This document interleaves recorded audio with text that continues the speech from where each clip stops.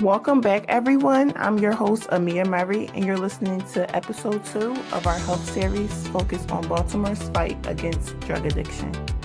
Today, we're diving into a critical conversation: overdose treatment and harm reduction. Across Baltimore, too many families are losing loved ones to overdose, but there are real solutions that save lives every day. One of the most powerful tools is Narcan, also called naloxone, a medication that can reverse an opioid overdose in minutes. To help us understand how Narcan works, or what to do in an overdose emergency, or even where to find local support, I'm joined by Rania Mohamed, a certified trainer who teaches overdose response and naloxone preparation. In 2024 alone, Baltimore recorded hundreds of opioid-related deaths, and behind every number is a person, a story, and a family. Opioid use disorder doesn't discriminate. It affects people of every age, background, and neighborhood. But the encouraging news is that harm reduction strategies like access to Narcan and community education has already saved thousands of lives in Maryland. To walk us through these life-saving tools, I'm excited to welcome Rania Mohamed. Rania? Hello, everyone. My name is Rania Mohamed. I'm the Assistant Director for Community Risk Reduction Services at the Baltimore City Health Department. I'm happy to talk about such an important issue, and excited to get through these questions today. Thank you so much. Let's start with what overdose looks like. What are some warning signs that someone may need immediate help? Yeah, so first, naloxone, like you mentioned, is a very important life-saving tool. It's effective. We know it saves lives, and it has done that. And so it's really important for everyone to be trained in naloxone or Narcan and carry it so you can do your part in saving lives here in the city. We do have a serious opioid epidemic crisis here in Baltimore City. A lot of long-standing history. Baltimore City was known as the heroin capital of the country at one point. So kind of always been notorious when we're talking about the drug trade and drug market. But with the introduction of fentanyl, that has exacerbated the opioid epidemic at higher rates, not just here in the city, but across the country. But specifically for the city, we are disproportionately affected by the opioid crisis. Some would consider us the overdose capital of the country today. So there is a lot of longstanding history, and we do experience high rates of overdose deaths. So the current state of the opioid crisis here, it can be severe. I'm sure many people have heard what happened down at Penn North, where we had a few mass overdose events, the biggest one back in July.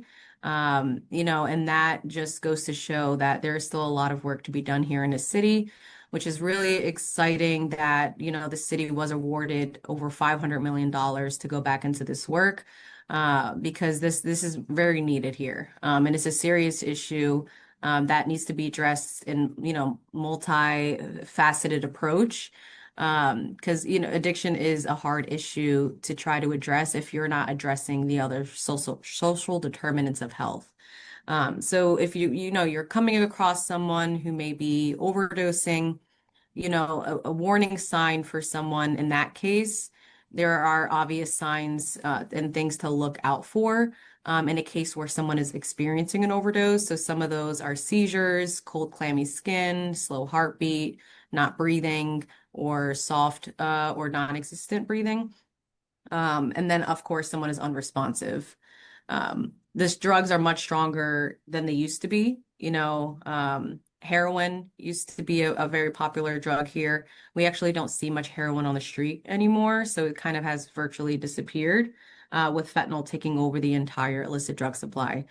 So the drugs are much stronger, and I think it's more obvious to see the signs of someone who is actively using opioids such as fentanyl. And so there are signs, there's physical, people tend to be very distant, self-isolate. But there are some physical symptoms as well, being that these drugs are much stronger. Yes. So there are multiple things to look out for. And if someone was to see someone having an overdose, do you suggest them calling 911 or doing some type of immediate action? Yes, great question. So of course, if you do come across someone who's experiencing an overdose, the first step, check to see if they're responsive. I've done it myself, on and off the clock, where if I see somebody like sprawled out on the street, they don't look like they're breathing, could possibly be an overdose. Just do a sternum rub, like, hey, are you okay? I just ball my hand in a fist and then apply pressure to the chest, that sternum rub.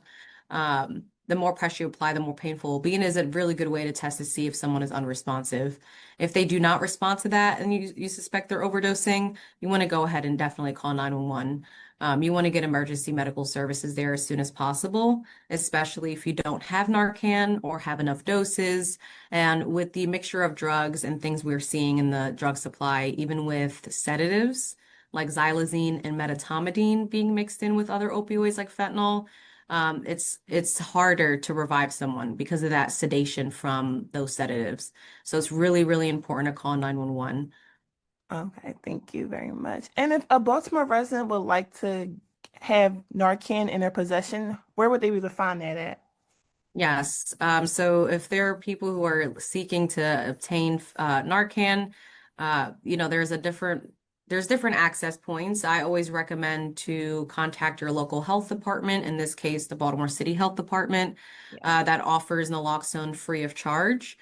So we offer trainings and then provide the kits free of charge. You can go to a pharmacy. The price will depend on your insurance. And the FDA did make a naloxone available over the counter last summer, but still about $40 a kit. So definitely utilize your free resources. Even outside of the health department, people can engage other overdose response programs in the city.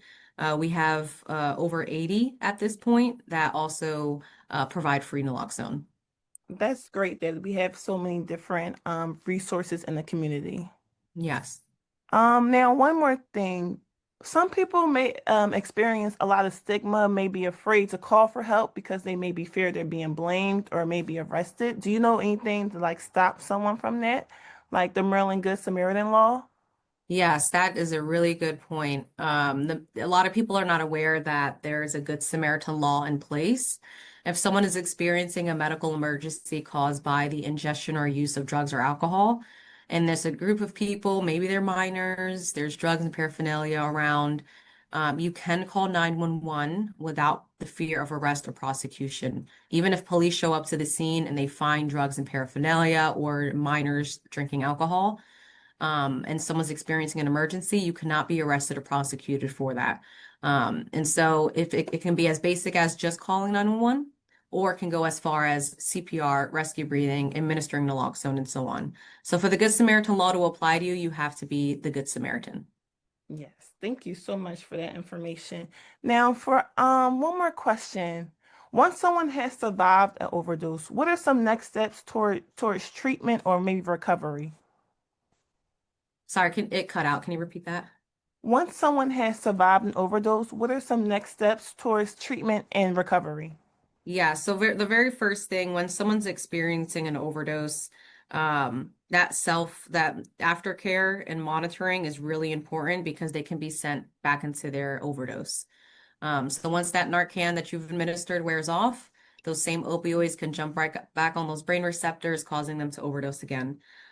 So the very first thing that needs to happen is that aftercare. So whether that person is monitored by medical staff at a hospital or in the home and, being monitored by family and friends, with Narcan on standby, there has to be some level of monitoring and aftercare. Oftentimes people will, refuse transport to the hospital or decline that care, and EMS is called back out to save their life again.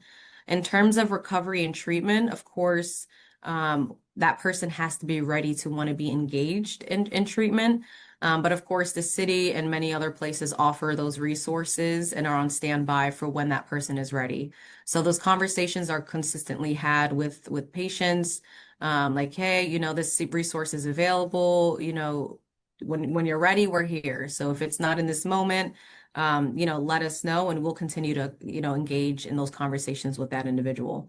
But it could be something like medicated assisted treatment, which is a, evidence-based strategy to treating addiction. So, there are different levels. Someone may not want medicated assisted treatment and want to just do peer support groups or take a more of a holistic approach.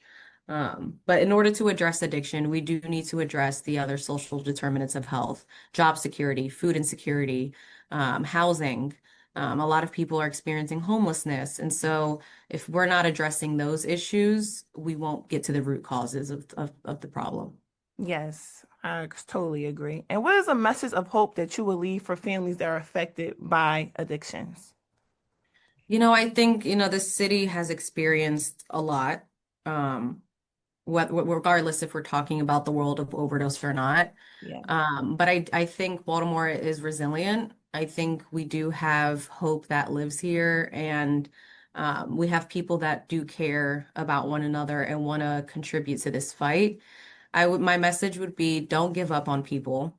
Addiction is a chronic disease. That person is going to need support. It's a lifelong journey. Relapse is a part of that journey.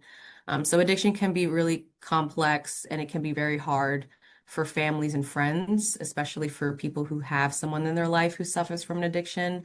But just don't give up on that person.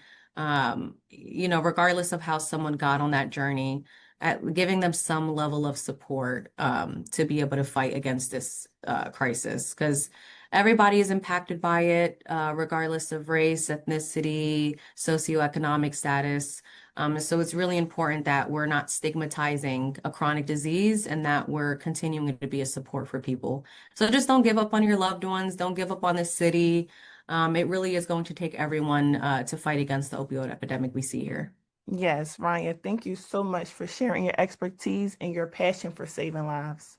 If Yes. you or someone you love is struggling with substance abuse, please know that there is help and hope available. Sorry, you were saying something. I'm sorry. Yes, no, I just wanted to say thank you so much. I think you highlighting this work is really important. And yeah, let's get that message out and help save lives. All right. Thank you for tuning in to episode 2, Overdose Treatment and Harm Reduction. I'm Amia Murray, and this is Rania Mohamed. all right. Thank you guys so much. Thank you.